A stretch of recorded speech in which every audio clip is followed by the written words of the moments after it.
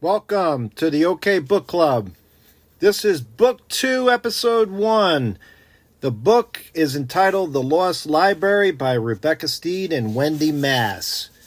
They had a previous book that they wrote together called Bob, and both of them are award-winning authors, and they've obviously collaborating on their second book here. So prior to listening to this podcast, you want to read the first 35 pages. This is what this episode is about. And come with me on this journey. I can tell you just from the book blurb, we've got this lost library, which is take a book, leave a book, or both. There's this apparently mysterious library that shows up. And we've got four different characters that all have different points of view, apparently. There's this Al, who's a lady, which right from the beginning this confused me. She's apparently a ghost librarian. We got Mortimer the cat that looks after this library. And then we've got Evan and his friend Rafe. But it's primarily told through the lens of Al, Mortimer, and Evan. And apparently, as the blurb explains, Evan and Rafe take two books from the shelf of this library, and then everything takes off from there. So I'll give you my thoughts as I go along. So as we begin the story, nothing really makes sense here. All we know is that you got a cat named Mortimer who is all upset because there's a library card outside, and he's saying, yeah, so it's my fault, and this library still needs me. He doesn't want the library cart to be brought outside. And like I said, you're confused because Al is a her, and you learn about Evan. And then finally on page 13, you hear about Al, and that he lives in Martinville too. That's where all this is happening. It will make sense soon. So sorry, but my initial thoughts here are I got to wait till page 13, and I'm confused. But again, these are the type of stories that some of you like in terms of mystery and figuring it out. I got to know what's happening because I don't want my time wasted. But I'm hearing this is a good book because we do have some character development. That's what I was looking for in the reviews. So let's hope it improves. So chapter 5, we're introduced to Evan, this boy. And one interesting part about this story as we go forward, friends, is Rebecca Stead and Wendy Mass collaborate on this book, and a certain author writes a certain number of chapters.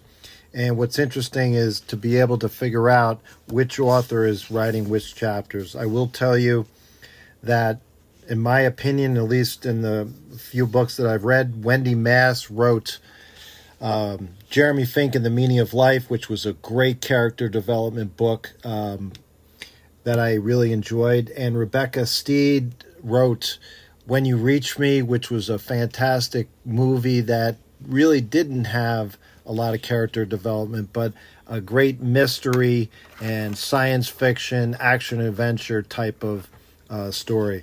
So the combination of both of these together is what I'm hoping this book will be great on.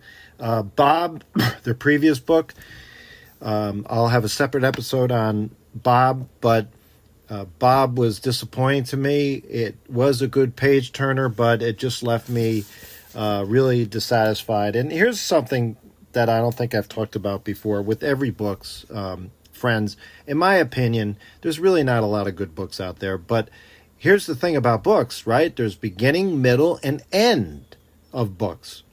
And if it's a great book, it's obvious that all three are wonderful.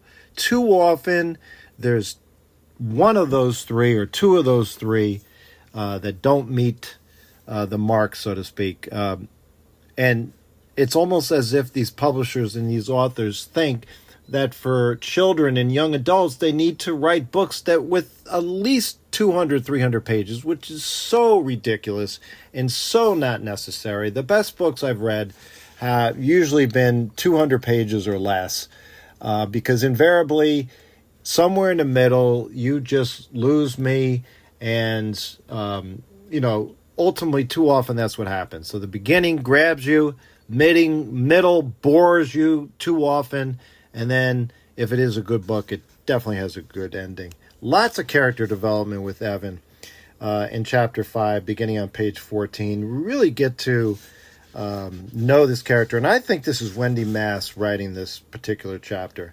He's a good kid, sounds like his father is a kind of a salt-to-the-earth kind of guy, concerned about the environment. It looks like they're living in a rural village. They talk about him being in kindergarten, Evan, and that even now, as he's older, I'm assuming it sounds like maybe he's in 4th or 5th grade, but he's going to school, and he puts on his cape before he goes to school. And this goes back to kindergarten when his father, when he was afraid, Evan was afraid to go into kindergarten, and he would stay there at the door, and his father would counsel him, yeah, put on your cape. You are Superman. You can do this. And just little antidotes like this can really say a lot and really develop the character, which is so cool. So ultimately at this point, what we find out is that he is getting to school, and all of a sudden he sees this little free library. And now I'm understanding that this free library is these little tiny boxes on poles where you can open up and take a book, leave a book, or both. And so what did Evan decide to do? He decided to take 2 books. The smallest 2, which he figured was the same as taking 1. He shoved them into his bag without looking at them, and then he carefully closed the glass doors. But that smell of applesauce and I guess cheese brought him back to some good memories.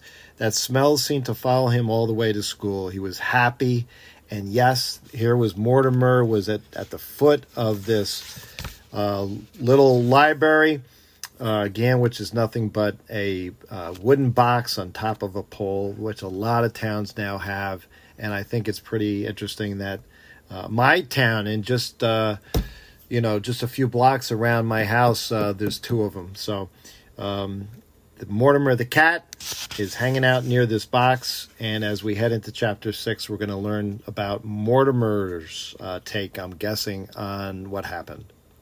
So yes, Mortimer sees Evan take the book, and he's happy.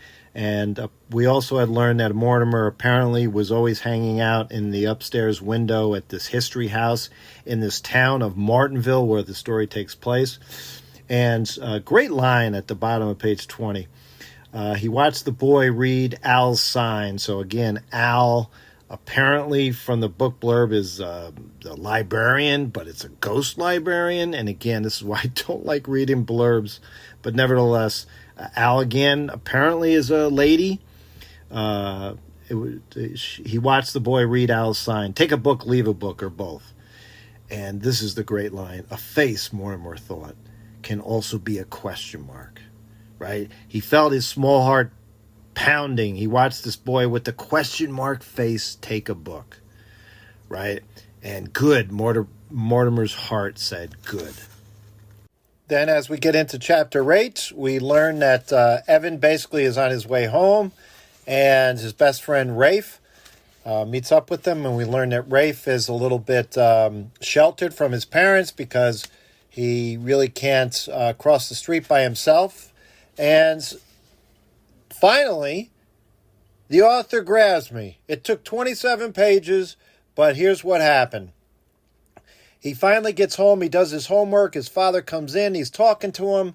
And he glanced up to his father. He glanced up at his father, whose face was, to Evan's surprise, bright red.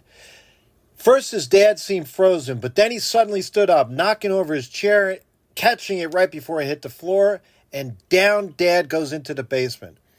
And clearly something's up here. what had happened? Dad saw that, let's see, what's his name? Evan, his son Evan, had the 2 books that he picked up from this little free library, the box on the pole, right? And one was a small book, How to Write a Mystery Novel, but the other book was an old beat-up book, and apparently the father recognized it because later at the end of the chapter, he opened it up, and apparently it was from this old library, the Martinville Library, and I keep forgetting his name, Evan, as Evan recounted, wow, so it was from the old Martinville Library. That was weird because there was no Martinville Library. Not anymore. The library, as everyone in town knew, had burned to the ground years and years ago. And he took out friends, those parents, you know this, but in old library books, you open up the inside cover and there's a card in there that instead of it being taken out digitally on the computer, well, the librarian would stamp your name or you would write your name in, and that would be a record of who took the book out, right? So inside this cover was the same name had been written there again and again, and the person that had written the name was written down on the inside cover that had taken it out again and again was his father, Edward McClellan, his dad. So this is how the chapter ends, and we are off to the races now, finally. So we're off to chapter 9. And just to digress a moment, in the beginning of chapter 9, listen to this paragraph. Evan had finally finished his math packet and collapsed on his bed. Remember, this is when now they have learned that his father's name was in all these books, right? So Evan had finally finished his math packet and collapsed on his bed with a chocolate chip granola bar when his bat phone started to ring. What I wanted to point out here is if you're going to write with details. It's not a soda. If you're going to write, I sat down and I started drinking some soda. No, I sat down and I started drinking a can of Pepsi. Details matter. Descriptions matter. It's so simple. So you want to become a better writer? Notice great writing, and that's one of the elements of great writing, in my opinion. But basically, as we wrap up this episode and up to page 35, what we learn is that they looked at all the books that were taken out of this little free library. They went there as the cat is kind of menacing looking at them, and there's 40 books in there. And they find out that 25%, 10 of the 40 books that are basically in there, his father had taken out, and OMG, oh my goodness, he had returned them all on the same date, November 5th, 1999. And they talk about, even though apparently Rafe is a sheltered kid, it looks like both of them are interested in this. And Rafe says quickly, come on, think, you're in detective mode, right? So we're on to wrapping up this particular chapter and page 35 and what is happening later on. Evan has got the other book that he's looking at, How to Write a Mystery Novel, and something falls out of the book as he's laying down in a bed. And what do they learn as the chapter wraps up? So he calls Rafe, and Evan, after having this picture fall on his chest after opening the book, look, why Evan, Rafe, why didn't they rebuild the library after it burned down? I don't know. It probably cost a lot of money to build a library. Maybe it was a respect thing. Respect, I don't get it. Why? Because, No, I don't know. Spit it out. Because people died in the fire.